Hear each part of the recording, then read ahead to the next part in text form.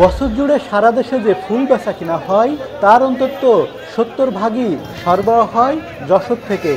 ঝিকরগাছার গদখালির পাইকারি বাজারে প্রতিদিন সকালে অন্তত 15 থেকে 20 লাখ টাকার বিভিন্ন জাতের ফুল বিক্রি হয়। কয়েক বছর ধরে রমজান মাসের মধ্যে পহেলা বৈশাখ হয়, বেচা কিনা কম হয়েছিল। তবে এবছর বৈশাখ এসেছে ঈদের পর, তাই ভালো ব্যবসার আশা চাষিদের। ঈদের পরে পয়লা বৈশাখ আছে, এ উপলক্ষে সব ফুল চাষিদের একটা আশা আছে যে এখানে একটা ভালো দাম পাবো ফুলের। খুব সুন্দর একটা বাজার পাওয়া যাবে পয়লা বৈশাখে ইনশাল্লাহ। গোলাপ তো 18, 19, 20 পাইকারি গেছে ক্ষেত্রে, রজনী 7, 8, 10, 12, গ্যালোডেলাস 10, 12, 8, 18, 20। গদখালির পানিসারা গ্রামের লুকমান হোসেন 3 বিঘা 5 কাঠা জমিতে করেছেন গোলাপের চাষ। খরচ হয়েছে 7 থেকে 8 লাখ টাকা। এ পর্যন্ত 12 লাখ টাকার ফুল বিক্রি করেছেন। সামনে আরও বিক্রির আশা তার।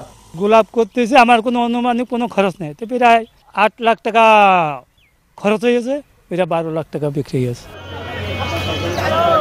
বাংলা নববর্ষ ঘিরে কয়েকদিনে গদখালির ফুল বাজার থেকে কোটি টাকার ফুল বিক্রি হবে বলে প্রত্যাশা ব্যবসায়ীদের।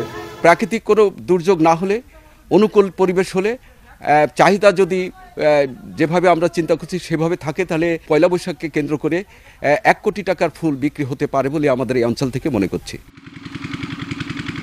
কৃষি বিভাগের তথ্য মতে যশোরে প্রায় 1,500 হেক্টর জমিতে বাণিজ্যিকভাবে 11 ধরনের ফুলের চাষ হয়। চাষ আরও বাড়াতে কৃষককে নানা পরামর্শ দেওয়া হচ্ছে বলে জানান কৃষি কর্মকর্তা। গত বছরে আমাদের কিন্তু রমজানের মধ্যে পয়লা বৈশাখ ছিল, ফলে আমাদের ফুলের বিক্রি বেচাকেনা কিন্তু একটু বন্ধ ছিল। এবছরে আমাদের কিন্তু সেই ব্যারিয়ারটা পার হয়ে গিয়েছে। এই উপলক্ষকে কেন্দ্র করে আমাদের সারা বাংলাদেশে ফুলের বেচা বিক্রি কিন্তু প্রচণ্ড পরিমাণ বেড়ে যায়। তো তদ্রূপভাবে আমাদের যেহেতু সারা বাংলাদেশে প্রায় 70% ফুল আমাদের গদখালি থেকে আমরা উৎপাদন করে থাকি, অবশ্যই আমাদের এখানে ফুলের বিক্রি বাড়বে। চলতি বছরে ঝিকরগাছা উপজেলায় 650 হেক্টর জমিতে ফুল চাষ হয়েছে।